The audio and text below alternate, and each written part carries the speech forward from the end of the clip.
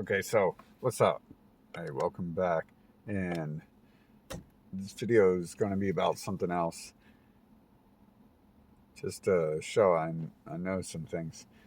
But Taco Bell is said to win the franchise war in Demolition Man, right?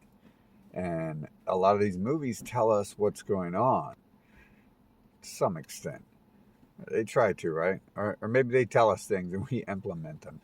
But you can kind of see there's a whole bunch of weird stuff going on. Taco Bell's stock is up over the 5 year. It's a higher percentage than Burger King and McDonald's. And what has been happening in the past few years? All the burger franchises have been at war with one another with the apps. Jack in the Box, Burger King, McDonald's, Five Guys Fries, I believe, was issuing at least coupons and stuff, but not as many as the other three places. So everyone's been using all those things to get really good deals. And McDonald's started out first, and they had like the best deals that you'll ever find, like better deals than they have now, and they still kind of had the best deals. Although everyone else is kind of in competition with them right now. Burger King messed up a lot, and they didn't care about their customers. And they told me they give me a refund or something once, and that never came through, and it just kept messing up. But when McDonald's messed up, they were the pioneer in the field.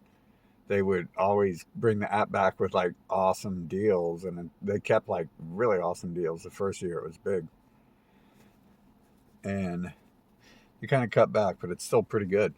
So you have like everyone who's poor and knows about these apps, or even Warren Buffett uses McDonald's. So I'm assuming, since he says he eats McDonald's every day, that he means he's using the app because he's only paying like a couple bucks for food. And so you don't have to be poor to eat McDonald's, right? Warren Buffett does. Isn't he like the world's richest man who allows himself to be known as the world's richest man? So you have them doing this competition, and Taco Bell really never stepped into the competition. They got the app, but they didn't care about reducing prices or putting out specials in their app. They did a couple times to get attention to the fact they had an app, and then after that they didn't do anything again. So I mean, they did, but not enough to consider. Like every now and then I'll hear about it like a week after it goes away or something. So Taco Bell's in a position where they're not decreasing their prices like everyone else, and their stock price is still going up. Now these other people, part of the reason their stock prices are going up is because they're selling more, not necessarily because they're making more per year. That would be a different factor. I mean, that would be the overall thing you would want to look at. But selling more and gives the illusion that you're securing more of the market, which it's not an illusion, it's happening, but it doesn't mean you've constantly secured that market, so your value can still go up, depending on how investors want to look at the situation, really, right? So, and numbers are padded sometimes too. It could go either way for either company, any of the companies.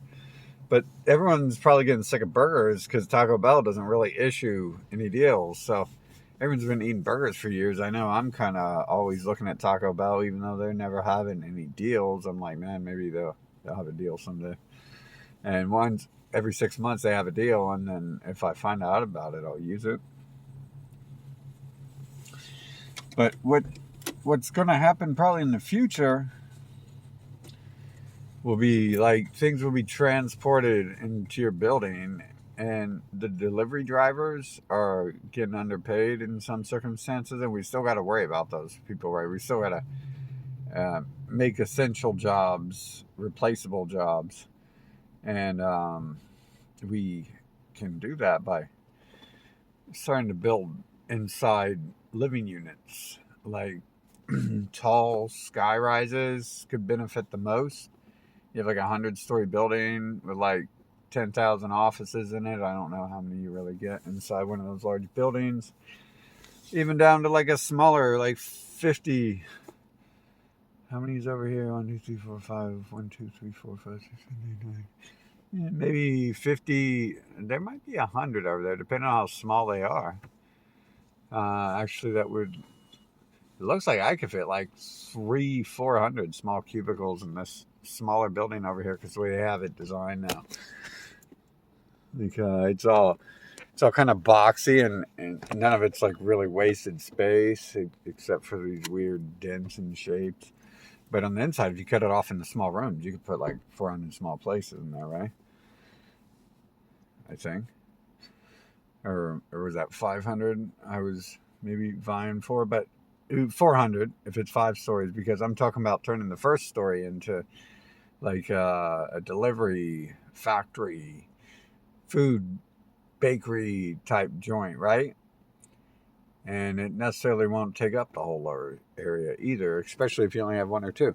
So you have Starbucks over here. Starbucks has put their shelves on every street corner. There's one about 50 feet away, and there's one about maybe 250 feet away that way, and there's probably one right down that way. And this is a little city, so that could be no, there still could be some more. So it's like a suburb with little business development. It's not. I wouldn't quite call it little.